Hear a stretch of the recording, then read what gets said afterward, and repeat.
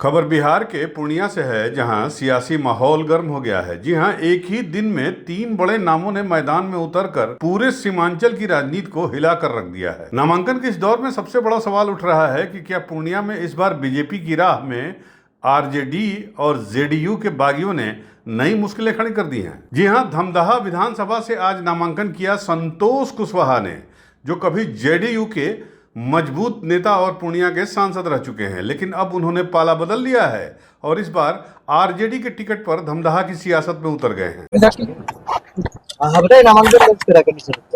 देखिए, आज मैं महागठबंधन के प्रत्याशी के तौर पे धमदाहा विधानसभा क्षेत्र से नामांकन दाखिल किया हूँ और हमारे साथ धमदाहा के पूर्व विधायक, राष्ट्रीय जनता दल के वरिष्ठ नेता आदरणीय दिलीप यादव जी और हमारे समर्थक कैलाश कुशवाहा जी, इंजीनियर विनोद यादव जी और हमारे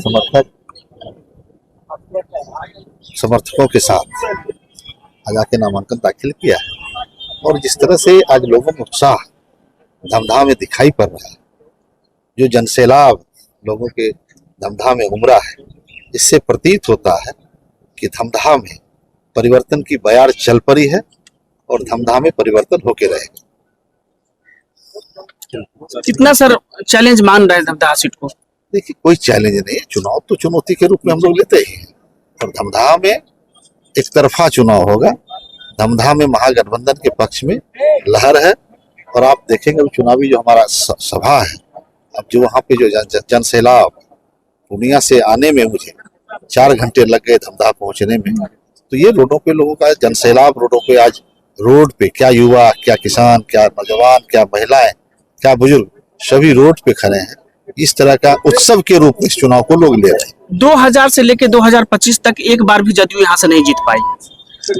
ऐसे नहीं, आपको जदयू जीती है, करेक्ट कर लिए। 2005 में यहाँ से राष्ट्रीय जनता दल ही, यहाँ से 2005 से 10 तक राष्ट्रीय जनता दल ही यहाँ से हमारे माननीय विधायक दिलीप यादव जी रहे हैं। इसलिए जनता दल, राष्ट्रीय जनता दल तो यहाँ चुनाव जीती ही है, परंपरागत सीट है। लेकिन समीकरण की वजह से चुनाव, विगत 2-3 चुनाव यहाँ से लूज किए हैं, लेकिन इस बार एकदम परिवर्तन की बयार। अब उनके सामने होंगे वर्तमान मंत्री और जेडीयू की वरिष्ठ नेता लेसी सिंह, जो लगातार 5 बार से धमदाहा से विधायक हैं। दोनों ही नेता एक ही दल से निकले पुराने साथी हैं, मगर अब आमने सामने खड़े हैं। सीधा मुकाबला जेडीयू बनाम राजद नहीं, बल्कि पुराने साथियों का मुकाबला अब एक नया राजनीतिक रंग ले चुका है। दूसरी सीट रुपौली विधानसभा से भी खबर आई है कि जहां आरजेडी की दिग्गज नेता बीमा भारती ने नामांकन दाखिल कर दिया है। आपको बता दें, बीमा भारती लगातार 5 बार से विधायक रही हैं और इस बार आरजेडी के सिंबल पर जनता के बीच उतर रही हैं वोट मांगने के लिए, और उनकी लोकप्रियता विपक्षी दलों के लिए चुनौती बन सकती है। ये आज आपने नामांकन हो गया है? हाँ, आज नामांकन हो गया। कल ही पटना से सुबह आए थे। आज दिन अच्छा था, 16 तारीख, और नॉमिनेशन दिए। संतोष कुशवाहा जो पूर्व सांसद थे वो भी नॉमिनेशन दिए हैं। नेताजी भी आ गए हैं तो वहाँ भी जाना है। और हमारे नेता ने भरोसा जताने का काम किया, एक बार नहीं 3 बार जो राजद का प्रत्याशी बना करके रुपौली के जनता को देने का काम किया है। और हम अपने नेता का आभार प्रकट करना चाहती हूँ कि आपने एक बार नहीं 3 बार लोकसभा लड़ाए, एक बार विधानसभा लड़ाए, फिर दोबारा 2025 का चुनाव आप जो है कि टिकट दे करके बहुत बड़ा जिम्मेदारी देने का काम किए हैं और इस जिम्मेदारी को बेखूबी निभाने का काम करेंगे। चलिए अब तीसरे नाम की बात करते हैं। तीसरा नाम जिस पर सबकी नजर है वो है बीजेपी के सीनियर नेता प्रदीप दास का। 3 बार कसबा विधानसभा से विधायक रहे प्रदीप दास पार्टी से टिकट नहीं मिलने से नाराज होकर अब निर्दलीय उम्मीदवार के रूप में मैदान में हैं। उन्होंने आज निर्दलीय उम्मीदवार के रूप में नामांकन दाखिल किया है और माना जा रहा है कि इससे बीजेपी के वोट बैंक में सेंध लग सकती है। कस्बा का संपूर्ण विकास का मुद्दा है और कस्बा में जो जिस प्रकार से जनता परेशान है उसकी समस्याओं का मुद्दा है और लोग सुख चैन से रहे, भाईचारे से रहे मुद्दा है। और कस्बा में हर तरह से लोग अमन चैन से रहे, ये कस्बा का मुद्दा है।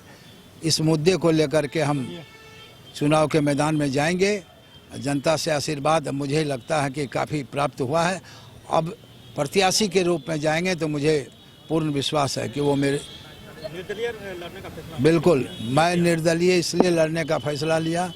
मैं 35 साल से भारतीय जनता पार्टी का कार्यकर्ता रहा हूँ, सक्रिय सदस्य भी रहा हूँ, कई पदों पर भारतीय जनता पार्टी का पदों पर विधानसभा से लेकर कई महत्वपूर्ण पदों पर रहा। लेकिन एक दो चुनावों से मेरी पार्टी भारतीय जनता पार्टी जो पहले थी, जिसको मैं आज त्याग कर चुका हूं, और उसी के कारण मैं आज निर्दलीय प्रत्याशी के रूप में मैदान में खड़ा हुआ हूं। कुछ कारण है, बहुत कुछ कहना उचित नहीं है। बस हाँ जी, हराने की साजिश कर रहा है। मुझे 80,000 वोट मिला, मैं मात्र 900 से चुनाव हार गया पिछले चुनाव में। फिर से इस बार लोग साजिश करके मुझे फिर से वहाँ कुछ लोग साजिश करते हैं, लेकिन मुझे इस बार विश्वास है कि हम अपनी जनता पर हमारा विश्वास है। इस बार कोई साजिश किसी का नहीं चला। अपार बहुमत से इस बार जनता हमें समर्थन करेगी। क्या तैयारियां हैं? बिल्कुल तैयारी पूर्ण है। हमारी तैयारी से जनता की तैयारी है। जनता चुनाव लड़ रही है वहाँ पर। प्रदीप दास तो उसका प्रतीक है।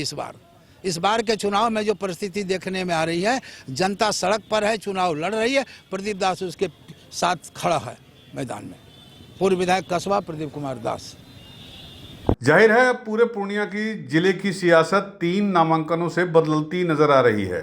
धमदाहा में जेडीयू और आरजेडी की सीधी जंग के साथ कस्बा में बीजेपी के अंदरूनी असंतोष और रुपौली में राजद के दिग्गज के उतरने से सीमांचल की राजनीति में हलचल तेज हो गई है। धमदाहा से मंत्री लेसी सिंह अपना नामांकन दाखिल करने वाली हैं। उसके बाद मुकाबला तय हो जाएगा। विकास बनाम वफादारी या फिर सत्ता बनाम विद्रोह, जो भी हो, इस बार पूर्णिया की सीटें बिहार विधानसभा की सबसे दिलचस्प कहानियों में से एक बन चुकी हैं। पूर्णिया से संतोष नायक की रिपोर्ट।